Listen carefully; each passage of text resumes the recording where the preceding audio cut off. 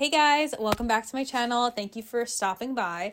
I'm using my phone as a mic right now because this video is going to be a voiceover style candle business vlog, kind of day in the life of a work day for me. So follow me around, do a couple things with me for the morning and the afternoon, and maybe catch up in the evening after dinners when I do a lot of work as well.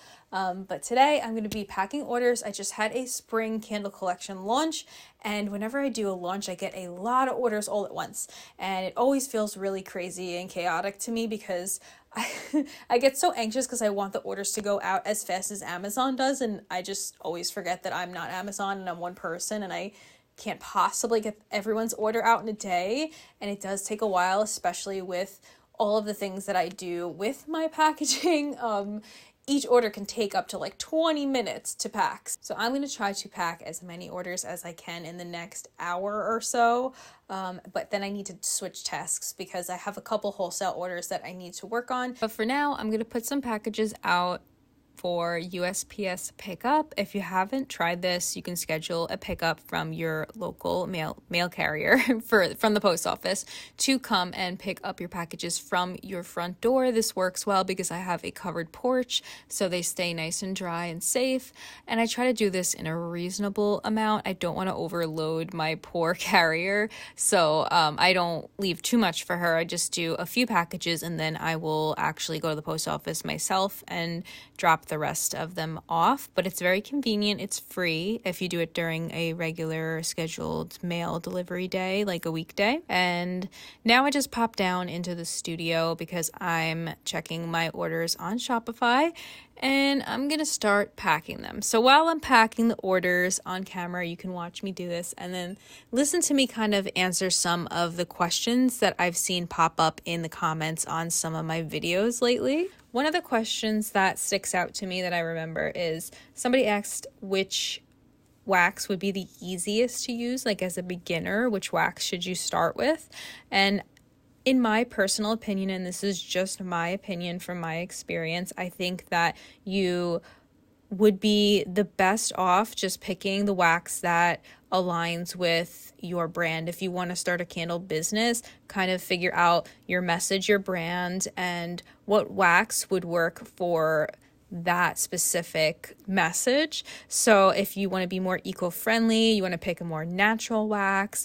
If you want clean burning candles, you want to be able to claim that they are less toxic to burn and cleaner, so they're not putting off as much soot. Then you would pick like a soy or a coconut or a coconut apricot or something like that, because no matter what, you're going to have to go through rigorous testing phases, and there is no easy, quick, fast way. Although I will say I have never tried it myself, so I can't speak from experience, but I believe if you are going to use paraffin wax and you are kind of just like, I want a good hot throw, I don't want to deal with jar adhesion issues or sinkholes or any kind of cosmetic bumps that come with natural waxes like soy waxes, then I would say go for a paraffin wax. But I just don't think thinking of it in the way where it's like, what will be the quickest, easiest way? I mean, I don't think that they asked me specifically the quickest. I think they just said, what's an easy wax? Because when you're starting, it's so intimidating to try to pick a wax from all these types of waxes. Like, what do I pick?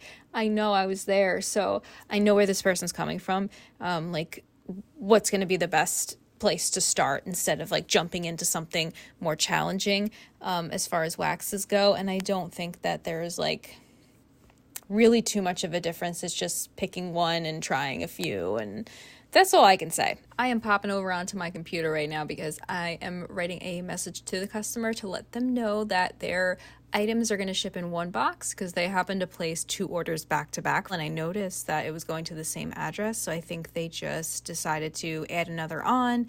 So instead of paying shipping twice, I'm just going to combine the orders into one, which if you want more info about how to do this, I'm definitely going to be planning some Shopify and some Etsy videos for you guys in the future. Don't you worry. I know I did get some questions or requests to do more videos about Etsy and Shopify. I am currently using Shopify, but I spent from the years 2020 to 2023 on Etsy, so I do have a lot of experience on there, some SEO tips and all of that. But today's video, I'm just gonna answer some more basic questions, and then I'll do some more videos in the future kind of going over specific topics. A few of you asked to see the candle studio, like a studio tour, which I definitely will make for you and show you how I organize things. Even though it's not totally finished, I have like one half finished, and that's what you see in my videos. For the most part, you see some of the other half, but I have some plans for the other side. I have a desk, I have pouring counters, I can pack orders here, I have storage, and I have a lot to share with you as far as like organization tools go, because let's just say all of those 1 ounce bottles that you get just to test out a fragrance, to see if you even like the smell, to test a blend, oh my goodness. I had a really scary storage situation for those for a while, and they spilled, and it was just in a bin and you couldn't find anything. You're just digging through it. And I figured out a really great way to organize them where they're all visible, and I will definitely be sharing that in a studio tour coming up very, very soon. So keep an eye out for that video. I love to share the tools that I use on a daily basis for my candle business as well. So I'll leave links down below of like things like my Rolo printer, if I can remember to link that.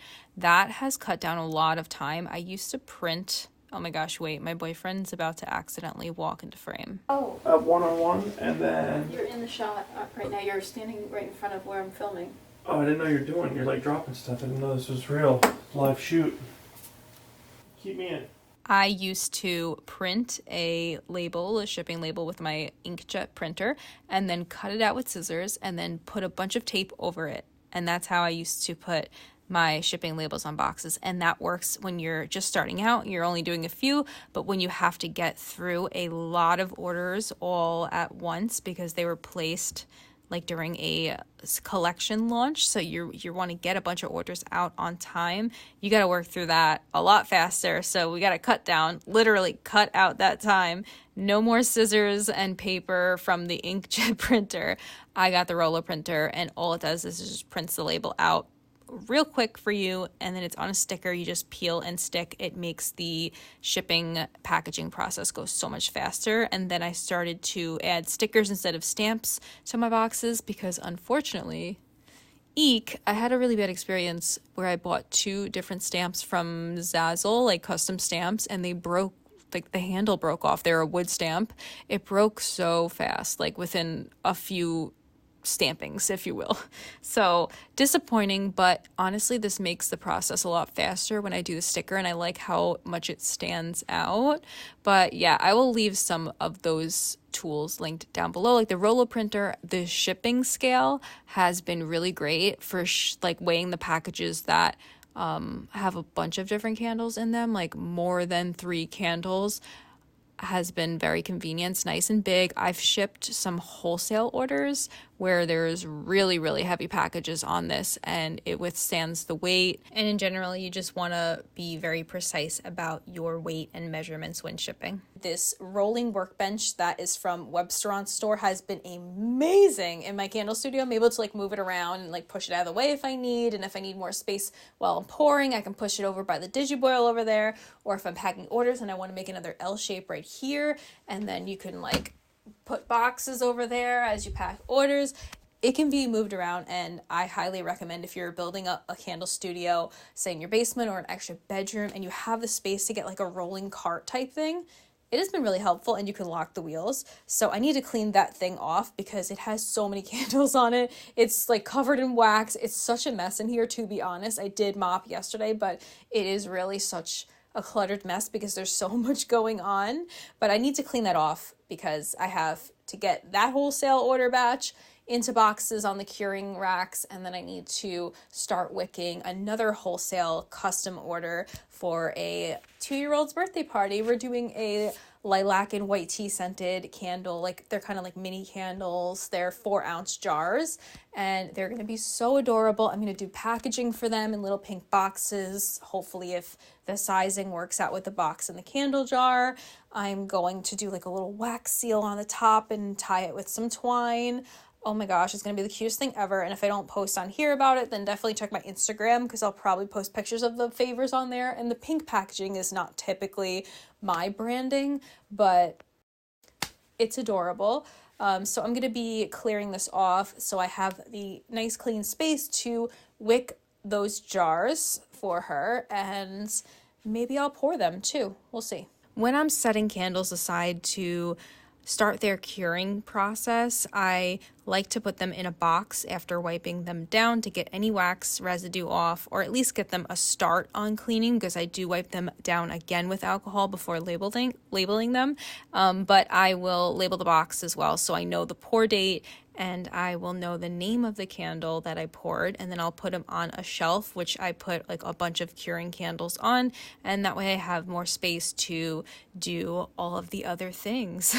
So I like to minimize the amount of cleaning that I have to do with this top, because you would be amazed how easy it is to make a huge mess with candle making. Wax gets everywhere, even when you try really hard, and I do try very hard not to spill or drip or whatever, and you need to take like a heat gun and melt the wax off, or at least that's what I do. And then I use rubbing alcohol, and then you can use a stainless steel cleaner or polish when you have like a top of a counter like this. But I like to minimize it, and I've been using these like masking paper rolls. You can get them at Home Depot. Usually they're used for like covering a floor up during construction or for painting, I think. So I like to use them and just tape it over the top of the cart so that when I pour, I can actually write notes on that paper. So I can like put a bunch of candle jars out, wick them, and then I can write the percentages, or do the math and write exactly how many ounces of fragrance oil I'm adding into the wax for this specific batch based on the number of candles I'm pouring of that scent. And you can really just like kind of write a lot of notes to yourself, so when you come back later, you don't have to like sniff them to see which candle you just poured. You can write it on that piece of paper, and it also reduces the amount of spillage and drippings of the wax, because like I said, it gets everywhere. It is a huge mess. And then at the end, you can just roll it up, peel it off, and throw it out. And I try to use this a few times over. So for a few pours, I don't just like throw it out and put new paper down every time. I know this is an expense, so it might not be the smartest financial thing, but it does save a lot of time, and it helps me organize my thoughts. So that's why I do it. So now I'm just hopping on my computer again, because I need to make some more wax melt samples for my orders, and I put a free wax melt sample in every order. So I am running low, and I use Canva to design most of my labels. Canva has been such a helpful tool in this business, and really helps me creatively as well. So I'm printing some of the circle labels for the wax paper bags for the free wax melt samples, and this is going to be for Beach Read, which is a upcoming summer scent for my summer collection. So a little bit of a spoiler here. Really excited for this one, so I want some of the people who are getting the spring candles to get to experience the scent of an upcoming summer collection candle, because I know it's so hard to decide on like what scent you like when you're shopping online. You don't get to smell it first, so this is very helpful for that. All right, I have to be honest with you. This is the next day. So I realized that the jars that I needed to wick for the birthday party are actually, I wasn't able to wick them because I bought the wrong wicks. So the last time I placed an order, I bought wicks for a different size vessel that I'm testing, not that one. I thought I had them in stock, so I don't. I had to actually place a quick order on Candle Science so I can wick those jars maybe the end of this week or next week whenever I get the wicks. But Candle Science has been really quick to ship lately, which I'm really happy about. So I've been leaning on them more as a supplier because I like the quality of their oils, how they are cleaner, and their shipping has been really, really great. I get from the North Carolina warehouse usually. I'm in New York, so it's like the shipping really isn't too bad, but it does hurt a little bit because I had to place an order only for wicks and pay shipping for that, when I know when they release their new scents possibly this week, I will want to order some 1 ounce sizes of their new fragrances to test, and I'm going to be paying shipping again. Or I don't know, I just feel like it's it's better to save money on the back end by placing an order for, say, a bunch of 16-ounce bottles of oils that you know you're going to use, say for my signature blends and all of that, and then add the wicks to that so that it all factors in. You pay one shipping price, so you're not placing a bunch of orders. Somehow I always end up just placing a bunch of orders erratically. I think I need to get a little bit more organized. I don't know. Is this part of just being a small business owner or running a candle business where things just get thrown at you, like wholesale orders get thrown at you and you have to place another order? Stuff just happens. It's all part of it. So I placed the order. I already got tracking for it, so it's great. They're so fast. Loving Candle Science shipping lately. These are a bunch of orders I actually packed last night. This is what I did the rest of the evening and up until probably almost midnight. It does take a while for me to pack each order, so I'm going to load these up in my car, at least some of them. Some of them I might schedule a pickup for and drop them off at the post office. So let's go do that. So it's a bit of a workout bringing these boxes upstairs. This is one of a few different drop-offs for this spring candle launch. And I pack as many as I can in my car usually, but I've been just kind of doing the back seat and splitting it up between pickups to help lighten the load. But also what helps lighten the load is if you get one of those like folding wagons, oh my gosh, it fits in your car and then you just like unfold it and put the packages in. It makes it so much easier to bring a bunch of packages in the post office, and it's really helpful for markets as well. So thank you guys so much for joining me for a day in the life of a candle maker, just to see what was going on today. I really appreciate you being here. Make sure to subscribe, like, and I'll see you again soon.